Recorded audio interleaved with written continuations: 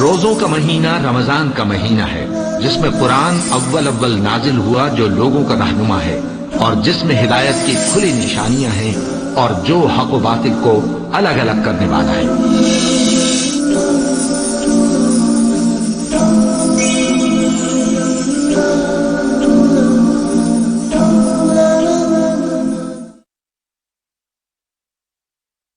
الحمدللہ کفا وسلام علی عبادہ الذین اصطفیٰ، اما بعد۔ محترم ناظرین، پروگرام فضائل رمضان کی اس نشست میں آپ حضرات کا استقبال ہے۔ السلام علیکم ورحمۃ اللہ وبرکاتہ۔ آج کی نشست کا موضوع ہے آداب روزہ۔ اعوذ باللہ من الشیطان الرجیم، بسم اللہ الرحمن الرحیم۔ یا ایھا الذین آمنوا کتب علیکم الصیام کما کتب علی الذین من قبلکم لعلکم تتقون۔ رب اشرح لی صدری ویسر لی امری واحلل عقدۃ من لسانی یفقہوا قولی۔ رب زدنی علما سبحانک لا علم لنا الا ما علمتنا انک انت العلیم الحکیم۔ تمام قسم کی تعریفات اللہ وحدہ لا شریک، خالق کائنات، مالک ارض و سما اور مدبر انس و جاں کے لیے ہیں۔ اس کے بعد بے شمار درود و سلام نازل ہو جناب محمد الرسول اللہ صلی اللہ علیہ وسلم پر کہ اللہ رب العالمین نے انہیں رحمت للعالمین بنا کر بھیجا۔ اللہم صلی علی محمد وعلی آل محمد کما صلیت علی ابراہیم وعلی آل ابراہیم انک حمید مجید۔ اللہم بارک علی محمد وعلی آل محمد کما بارکت علی ابراہیم وعلی آل ابراہیم انک حمید مجید۔ ناظرین کرام، میں نے آپ لوگوں کے سامنے سورہ بقرہ سورہ نمبر 2 آیت نمبر 183 پڑھی ہے۔ اس مناسبت سے آداب روزہ پر کچھ باتیں آپ کے سامنے رکھنی ہیں۔ آداب روزہ سے میری مراد یہ ہے کہ روزہ صرف اس چیز کا نام نہیں کہ آدمی کھانے پینے اور دن میں اپنی بیوی سے جماع سے رک جائے، بلکہ حقیقی معنوں میں آداب روزہ تو وہ ہے کہ آدمی اپنی زبان کا بھی روزہ رکھے، آدمی اپنے دل کا بھی روزہ رکھے، آدمی اپنی نگاہوں کا بھی روزہ رکھے، آدمی اپنے پیٹ کا بھی روزہ رکھے، آدمی اپنی شرمگاہ کا بھی روزہ رکھے، آدمی اپنے ہاتھ پاؤں کا بھی روزہ رکھے۔ یہ چند باتیں آپ کے سامنے رکھنی ہیں۔ یاد رکھیے، کھانے پینے سے اللہ تعالیٰ نے دن میں جو روکا ہے کہ واقعی ہمارے لیے کافی لذت کی چیز ہے، لیکن ہم اور آپ اللہ کے حکم سے رک جاتے ہیں۔ اسی طرح اللہ تعالیٰ نے دن میں بیوی سے ہم بستری کرنے سے جو روکا ہے، انسانی جان کے لیے اس میں تو شدید لذت ہے، لیکن آدمی اللہ کے حکم سے چھوڑ دیتا ہے۔ اگر روزے نے ہمارے اندر کچھ بھی تقوی پیدا نہیں کیا تو فائدہ کیا ہے؟ ہونا تو یہ چاہیے تھا کہ آدمی اس حالت میں اس طریقے سے ہو جائے کہ وہ احسان کے درجے کو پہنچ جائے کہ گویا کہ وہ اللہ کی عبادت کرتا ہے اس طریقے سے کہ وہ اللہ کو دیکھ رہا ہے۔ اگر وہ اللہ کو نہیں دیکھتا تو اللہ اس کو دیکھ رہا ہے۔ یہ جذبہ جس کے اندر پیدا ہو گیا وہ آدمی کامیاب ہے، ورنہ اگر یہ جذبہ پیدا نہیں ہوا روزے سے کوئی فائدہ نہیں۔ وہ حدیث ہمیں یاد کرنی چاہیے کہ بہت سارے روزہ دار ہوں گے جس کو بھوک اور پیاس کے سوا کچھ بھی حاصل نہیں ہوتا۔ سنن ابن ماجہ کتاب الصیام کتاب نمبر 7 حدیث نمبر 1690، رب صائم لیس لہ من صیامہ الا الجوع۔ بہت سارے روزہ دار ہیں جس کو بھوک کے علاوہ کچھ بھی حاصل نہیں ہوتا، تو ایسے روزے کا فائدہ کیا؟ آداب روزہ تو یہ ہے کہ آدمی اپنی زبان کا روزہ رکھے۔ زبان کا روزہ کیا ہوگا؟ زبان کا روزہ تو یہ ہے کہ آدمی کسی کی غیبت نہ کرے، چغل خوری نہ کرے، شرکیہ کلمات زبان سے نہ نکالے، کسی پر تہمت نہ لگائے، کسی کو برا بھلا نہ کہے، کسی کے خلاف لوگوں کو نہ بھڑکائے، کسی کے خلاف کسی کے پاس جا کر غلط شکایت نہ کرے۔ زبان پر کنٹرول کرنا کافی اہم ہے۔ روزہ تو اس لیے آیا ہے کہ ہم اپنی زبان پر کنٹرول کرنا سیکھ لیں۔ آپ یاد رکھیے، پورے جسم کے اندر زبان ہی ایک ایسی چیز ہے اور اس کی اہمیت تو اتنی زیادہ ہے کہ وہ کسی کو اونچا اٹھا دے، اور اگر زبان خراب ہو گئی، زبان سے کچھ نکل گیا تو آدمی پل بھر میں نیچا ہو جاتا ہے۔ یہی زبان مٹھائی بھی کھلائے اور یہی زبان مار بھی کھلائے۔ زبان پورے جسم کے اندر وہ ٹکڑا ہے، اگر آپ اس کو کہیں کہ بہترین ٹکڑا ہے تو کوئی حرج کی بات نہیں، بہترین حصہ ہے کوئی حرج کی بات نہیں۔ اگر آپ اس کے لیے یہ بھی کہیں کہ وہ سب سے خراب حصہ ہے تو اس میں بھی کوئی حرج کی بات نہیں۔ سب سے خراب جزو ہے پورے جسم کا، جس سے تمام حصے جو ہیں جسم کے پناہ مانگتے ہیں، وہ کون ہے؟ یہ زبان ہے۔ زبان درست رہے، صحیح رہے تو آدمی کامیاب ہو جائے، اور زبان خراب ہو جائے، میٹھی بول نہ بولے تو آدمی پل بھر میں کسی کی نگاہوں سے گر جائے۔ تو یہ ہے زبان کی حفاظت کرنا۔ اور یاد رکھیے، ہماری زبان سے جو بھی چیز نکلتی ہے اس کی بڑی اہمیت ہے۔ اللہ نے کہا سورہ قاف سورہ نمبر 50 آیت نمبر 18، ما یلفظ من قول الا لدیہ رقیب عتید، کہ ہماری زبان سے جو بھی لفظ نکلتا ہے اس کے لیے ایک نگران متعین ہے، محافظ، اور وہ اس کو لکھ لیتا ہے۔ تو اپنی زبان کا غلط استعمال نہ کیجیے، عام طور پر بھی نہیں کرنا چاہیے، لیکن روزے کی حالت میں تو اور نہیں کرنا چاہیے۔ نبی صلی اللہ علیہ وسلم نے کہا، صحیح بخاری کتاب الصوم کتاب نمبر 30 حدیث نمبر 1903، من لم یدع قول الزور والعمل به فلیس للہ حاجۃ فی ان یدع طعامہ وشرابہ، جس آدمی نے جھوٹ بولنے اور جھوٹ پر عمل کرنے سے اپنے آپ کو نہیں روکا، اللہ کو کچھ بھی ضرورت نہیں ہے کہ وہ بھوکا پیاسا رہے۔ اس آدمی کے بھوکا پیاسا رہنے سے اللہ کو کچھ بھی ضرورت نہیں ہے۔ اگر اس آدمی نے جھوٹ بولنے اور جھوٹ پر عمل کرنے سے اپنے آپ کو نہیں روکا، تو دیکھا آپ نے، زبان کا روزہ یہ ہے۔ یاد رکھیے، زبان کا روزہ تو اس وقت اور زیادہ عام ہوتا ہے جب کوئی آدمی ہمیں گالی دے، کوئی ہم سے لڑائی جھگڑا کرے۔ غور کیجئے اس بات پر۔ آئیے نبی صلی اللہ علیہ وسلم کے ایک حدیث پر غور کریں، وہ یہ ہے، صحیح بخاری کتاب الصوم کتاب نمبر 30 حدیث نمبر 1904، وَإِذَا كَانَ يَوْمُ صَوْمِ أَحَدِكُمْ فَلَا يَرْفُثْ وَلَا يَصْخَبْ فَإِنْ سَابَّهُ أَوْ قَاتَلَهُ فَلْيَقُلْ إِنِّي امْرُؤٌ صَائِمٌ، جب تم میں کا کوئی آدمی روزے سے رہے تو دل لگی کی بات نہ کرے، فسق و فجور کی بات نہ کرے، اور اگر کوئی اسے گالی دے دے یا اس سے لڑائی جھگڑا کرے تو اس کو چاہیے کہ وہ یہ کہے میں روزے سے ہوں۔ اگر وہ ایسا کہتا ہے تو وہ دو پیغام دے رہا ہے۔ یہ پیغام دے رہا ہے کہ روزہ دار کا کام لڑائی جھگڑا کرنا نہیں ہے، روزہ دار کا کام گالی دینا نہیں ہے، یا پھر وہ یہ پیغام دے رہا ہے کہ میں روزے سے ہوں، میں ایسا کام نہیں کر سکتا۔ اچھے لوگوں کی نشانی نہیں ہے، روزہ داروں کی نشانی نہیں ہے، روزہ دار کی علامت نہیں ہے وہ لڑائی جھگڑا کرے، وہ گالی بات دے، ایک دوسرے کو برا بھلا کہے۔ ایسا نہیں ہو سکتا۔ یہ زبان تو اتنی اہم ہے کہ اس کی وجہ سے بہت سارے لوگ جہنم میں جانے والے ہیں، اس کا نقصان اتنا زیادہ ہے۔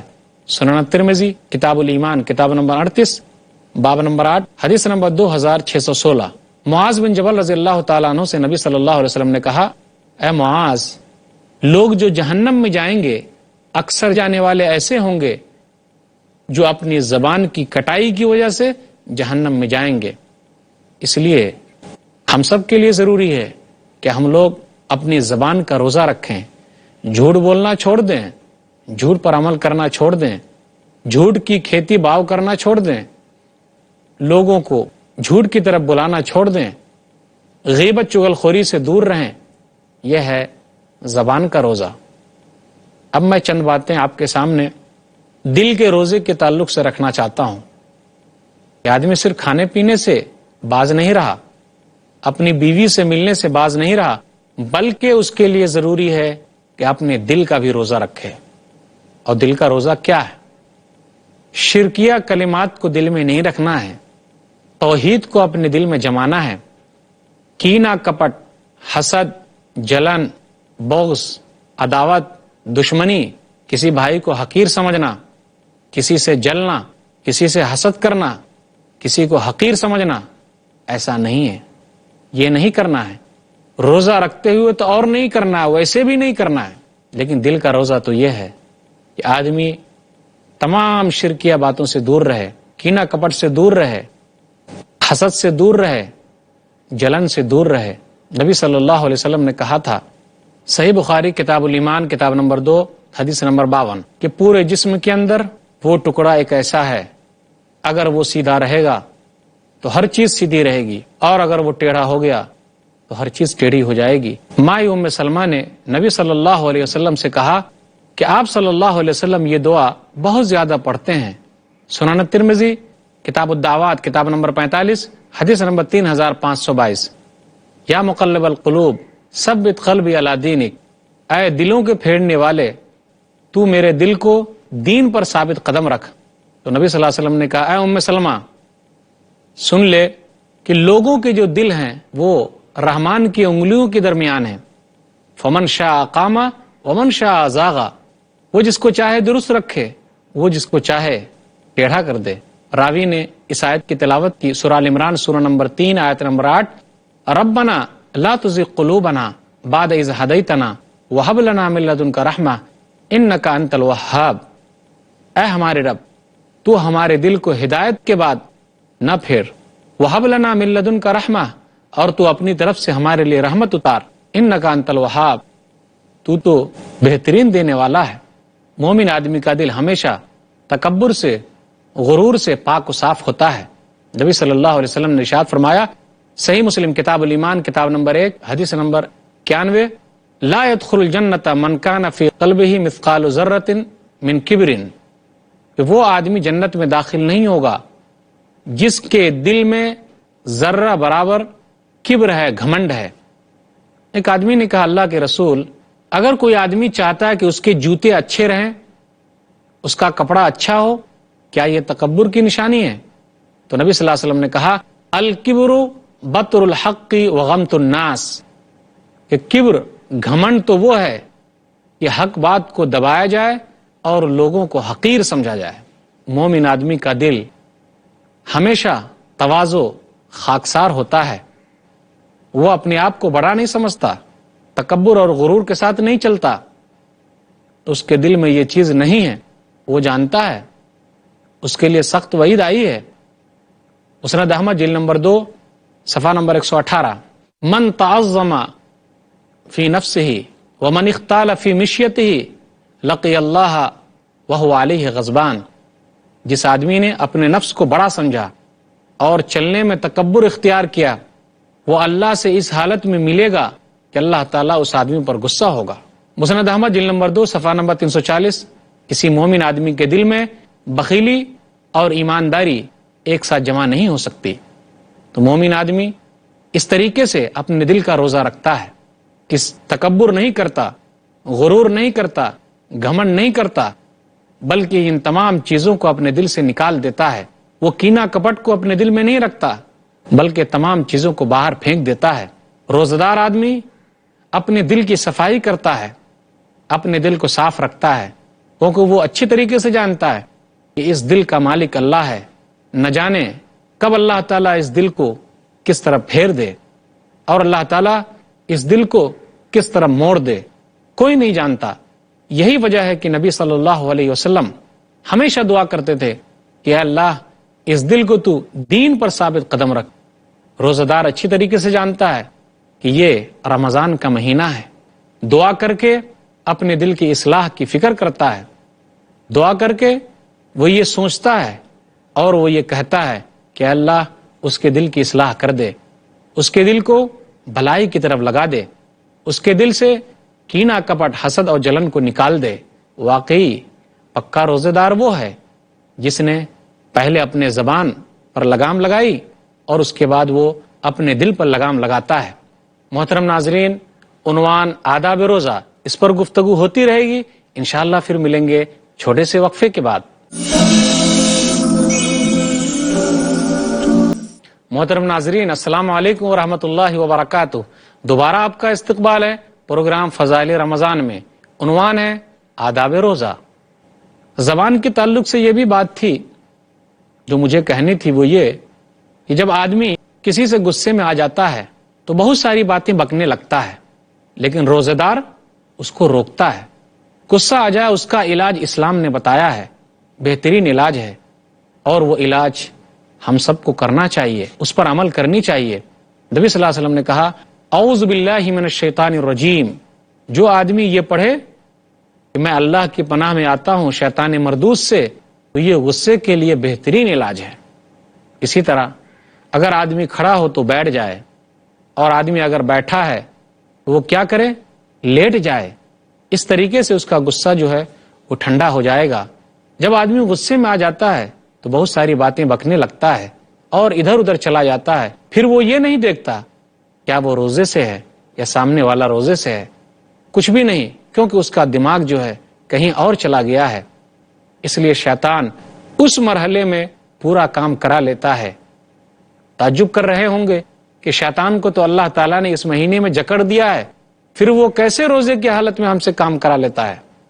بالکل ایک مثال ہے، اس کے ذریعے سمجھیے کہ جب چکی گھومتی رہتی ہے اور اگر چکی بند ہو جائے تو بند ہو جانے کے باوجود بھی چکی تھوڑا سا چل جاتی ہے۔ اس کا مطلب یہ کہ 11 مہینے تک جو شیطان، اور وہ بھی سرکش شیطان، ہم کو بہکاتے رہتے ہیں، تو اس کا اثر تھوڑا بہت بھی رمضان کے مہینے میں ہو جاتا ہے۔ اور خود بھی ہر انسان کے پیچھے جو شیطان لگا ہوا ہے وہ تو اس کو بھٹکانے کے لیے ہے ہی۔ اس لیے روزہ دار کو چاہیے کہ اپنے زبان کا روزہ رکھے، اس لیے روزہ دار کو چاہیے کہ اپنے دل کا روزہ رکھے۔ اب میں چند باتیں آپ کے سامنے آنکھ کے روزے کے تعلق سے رکھنا چاہتا ہوں۔ ویسے تو ہمیشہ ہی ہم سے کہا گیا ہے کہ ہم لوگ اپنی نگاہوں کی حفاظت کریں، خاص طور پر روزہ رکھتے ہوئے اور زیادہ نگاہوں کی حفاظت ہونی چاہیے کہ ہم اس آنکھ کے ذریعے حرام کام نہیں دیکھیں گے، اس آنکھ کے ذریعے حرام چیز کی طرف ہم نگاہ نہیں اٹھائیں گے، اس آنکھ کے ذریعے ہم اس چیز کو نہیں دیکھیں گے جس سے اللہ نے منع کیا ہے، جس سے رسول اللہ صلی اللہ علیہ وسلم نے منع کیا ہے۔ کیونکہ روزہ صرف کھانے پینے سے رکنے کا نام نہیں ہے، کیونکہ روزہ صرف دن میں اپنی بیوی سے جماع سے رکنے کا نام نہیں ہے، بلکہ روزہ یہ بھی ہے کہ ہم اپنی آنکھوں کا بھی روزہ رکھیں۔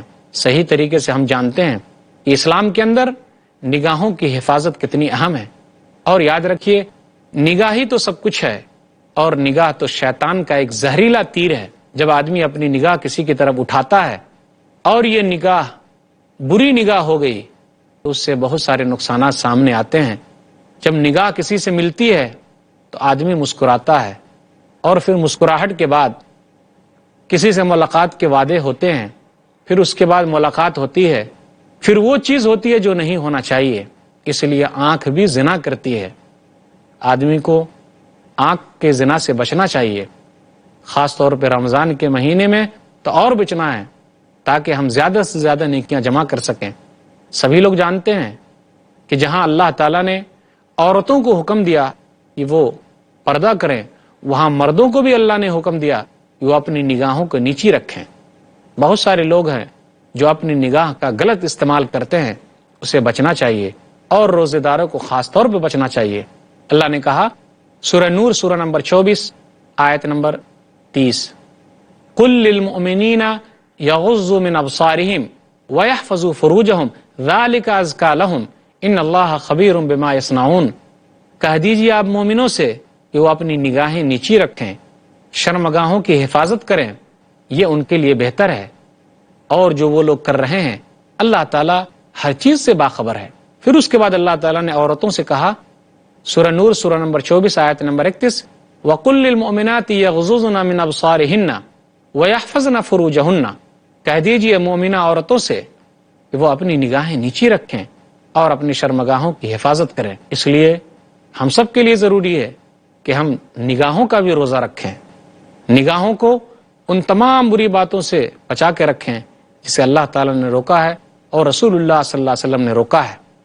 اب میں چند باتیں پیٹ کے روزے کے تعلق سے کہنا چاہتا ہوں۔ اس سے میری مراد کیا ہے؟ اس سے میری مراد یہ نہیں کہ ہم دن میں کھانا پینا چھوڑ دیں، وہ تو کھانے پینے سے رکنا تو روزہ ہے ہی۔ میری اس سے مراد یہ ہے پیٹ کے روزے سے کہ ہم حرام مال سے سحری نہ کھائیں، ہم حرام مال سے افطاری نہ کریں، حرام مال سے اپنا پیٹ نہ بھریں، ہم حرام مال سے اپنا پیٹ نہ بھریں، یتیموں کا مال نہ کھائیں، مسکینوں کا مال نہ کھائیں۔ اس لیے ہم کو سختی کے ساتھ اپنی غذا پر دھیان دینی ہے۔ یہ حرام کا تو نہیں ہے، حلال ہمیں کمانا ہے اور حلال ہمیں کھانا ہے، کیونکہ اللہ تعالیٰ نے ہم لوگوں کو حلال کمانے اور حلال کھانے کی تنبیہ کی ہے۔ اللہ نے کہا سورہ بقرہ سورہ نمبر 2 آیت نمبر 172، یا ایھا الذین آمنوا کلوا من طیبات ما رزقناکم واشکروا للہ ان کنتم ایاہ تعبدون۔ اے ایمان والو، جو ہم نے تم کو روزی دی ہے اس میں سے حلال کھاؤ اور اللہ کا شکر ادا کرو، اور تم لوگ میری ہی عبادت کرو۔ غور کیجئے، پیٹ کا روزہ تو یہی ہوگا کہ ہم اپنے پیٹ کے اندر حلال داخل کریں، حرام داخل نہ کریں. حلال کمانے اور حلال کھانے کے لیے تو اللہ تعالیٰ نے رسولوں کو بھی حکم دیا تھا. سورہ مومنون سورہ نمبر 23 آیت نمبر 51، یا ایھا الرسل کلوا من الطیبات واعملوا صالحا انی بما تعملون علیم. اے رسولو، تم لوگ حلال کھاؤ، نیک عمل کرو، جو تم لوگ کر رہے ہو اس کا جانکار ہوں. پتہ چلا اس آیت سے کہ حلال کمانا اور نیک عمل کرنا دونوں لازم و ملزوم ہے. جو آدمی حلال کمائے گا، حلال کھائے گا، اللہ تعالیٰ اسے نیک عمل کی بھی توفیق دے گا، اور جو نیک عمل کرے گا اللہ تعالیٰ اسے حلال کمانے اور حلال کھانے کی توفیق دے گا. نیک عمل میں بہترین عمل ایک روزہ بھی ہے. ضروری ہے ہمارے لیے کہ ہم اور آپ ہمیشہ اپنی غذا پر دھیان رکھیں، حلال کمائیں، حلال کھائیں، اپنے بچوں کو حلال کھلائیں. دیکھتے نہیں ہم اور آپ بہت سارے لوگ شکایت کرتے ہیں کہ ان کے بچے خراب ہو گئے. کیوں؟ کیا کبھی انہوں نے غور کیا ہے؟ کہیں ایسا تو نہیں کہ ہم نے ان کو حرام کھلا کر بڑا کیا ہے، اس وجہ سے وہ لوگ غلط راستے پر چلے گئے. تو جو لوگ حرام کھاتے ہیں اور حرامی میں ان کی پرورش ہوتی ہے، اللہ تعالیٰ ایسے لوگوں کی دعا کو قبول نہ کرتا ہے اور نہ آئندہ کرے گا. یہ چند باتیں تھیں پیٹ کے روزے کے تعلق سے. اب میں چند باتیں کان کے روزے کے تعلق سے کہنا چاہتا ہوں. وہ یہ ہے کہ ہمیں کان کا بھی روزہ رکھنا ہے. کسی کی غیبت نہیں سننی ہے. لوگوں کو بہت اچھا لگتا ہے کوئی کسی کی برائی بیان کر رہا ہے تو کان لگا کے سنتا ہے، جبکہ اس کے لیے ضروری ہے کہ وہ اسے منع کرے. کسی کی برائی کوئی بیان کر رہا ہے اسے روکے، نہ کہ اس کا مذاق اڑائے. کان کا روزہ یہ ہے. کان کا روزہ یہ ہے کہیں کوئی چیز ہم غلط سن رہے ہیں تو ہمارے لیے ضروری ہے کہ ہم اس چیزوں سے الگ ہو جائیں، کوئی غلط چیز نہ سنیں، کیونکہ قیامت کے دن تمام چیزوں سے سوال کیا جانے والا ہے. سورہ اسراء سورہ نمبر 17 آیت نمبر 36، ان السمع والبصر والفؤاد کل اولئک کان عنہ مسئولا. کان، نگاہ، دل، یہ تمام کے تمام سے پوچھا جانے والا ہے. اللہ تعالیٰ قیامت کے دن ان تمام سے پوچھنے والا ہے. اس لیے کان کا بھی روزہ ہونا چاہیے، کان کا بھی روزہ صحیح طریقے سے رکھنا چاہیے.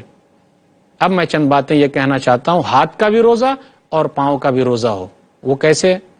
ہاتھ کا روزہ تو یہ ہے کہ ہم اس چیز کو نہ چھوئیں جسے اللہ اور اس کے رسول نے منع کیا ہے. وہ تو ہمیشہ نہیں چھونا ہے، لیکن روزے کی حالت میں اس کا اور اہتمام کرنا ہے. پاؤں کا روزہ کیا ہوا؟ پاؤں کا روزہ وہی ہوا کہ اللہ اور اس کے رسول نے جس چیز سے منع کیا ہے ہم اس چیز کو نہ چھوئیں اور نہ اس چیز کی طرف چل کے جائیں. یہ چند باتیں آداب روزہ کے تعلق سے ہے. میں نے جو بات کہی وہ یہ کہ زبان کا بھی روزہ ہے، اور وہ سب سے اہم ہے کہ آدمی اگر جھوٹ بولنا اور جھوٹ پر عمل کرنا نہ چھوڑا کوئی فائدہ نہیں ہے کہ وہ بھوکا پیاسا رہے.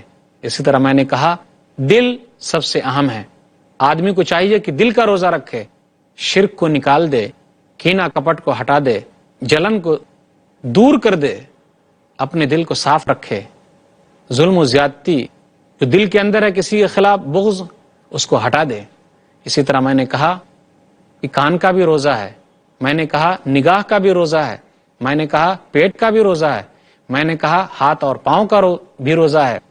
اگر ہم اور آپ روزے کے یہ تمام چیزوں کو لیتے ہیں اور تمام چیزوں کا روزہ رکھتے ہیں تو یقین مانیے ہم پورے ثواب کے مستحق ہیں. اللہ تعالیٰ سے دعا ہے کہ اللہ تعالیٰ ہم لوگوں کو اچھے طریقے سے روزہ رکھنے کی توفیق دے. آمین. وآخر دعوانا الحمدللہ رب العالمین وصلی اللہ علی نبینا محمد وآلہ وصحبہ اجمعین. والسلام علیکم ورحمۃ اللہ وبرکاتہ.